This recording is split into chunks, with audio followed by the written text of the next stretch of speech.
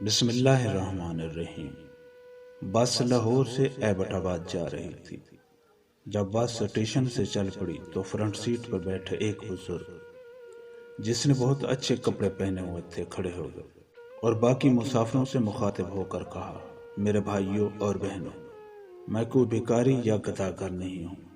اللہ نے مجھے اپنی نعمتوں سے نوازا ہے، مگر میری بیوی ایک موذی مرض سے اللہ کو پیاری ہو گئی۔ کچھ دن گزرے اور میری فیکٹری میں آگ لگ گئی۔ میں درآمد اور برآمد کا کاروبار کرتا ہوں۔ میرا تیار شدہ سارا مال جل کر خاکستر ہو گیا۔ پھر کچھ مدت گزری کہ مجھے دل کا دورہ پڑا۔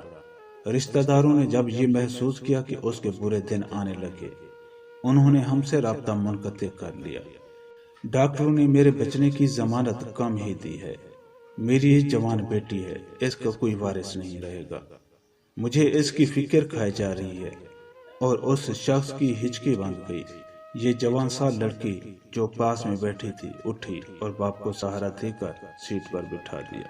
بس کی پچھلی سیٹ سے آدمی کھڑا ہو گیا اور کہنے لگا کہ میرے دو بیٹے ہیں، ایک ڈاکٹر ہے، اس کا نکاح ہو چکا ہے، اور دوسرا یہ جو اس شخص کے آگے بیٹھا ہوا ہے انجینئر ہے، اس کے لیے دلہن کی تلاش ہے۔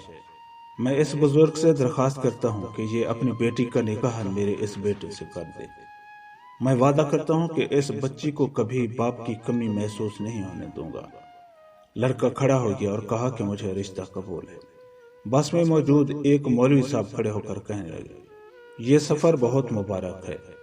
نکاح جیسا مقدس عمل ہو جائے، وہ بھی سفر میں، اس سے اچھی بات کیا ہوگی؟ اگر لوگوں کو اعتراض نہ ہو تو میں نکاح پڑھا دوں۔ سب کہنے لگے کہ ماشاءاللہ، سبحان اللہ، الحمدللہ وغیرہ وغیرہ، اور مولوی صاحب نے نکاح پڑھا دیا۔ ایک اور صاحب کھڑے ہو گئے اور کہنے لگے کہ میں چھٹی پہ جا رہا تھا اپنے گھر والوں کے لیے لڈو لے کر، مگر اس مبارک عمل کو دیکھ کر سمجھتا ہوں کہ لڈو ادھر ہی تقسیم کر دیں۔ اس نے دلہن کے باپ سے مخاطب ہوتے ہوئے کہا۔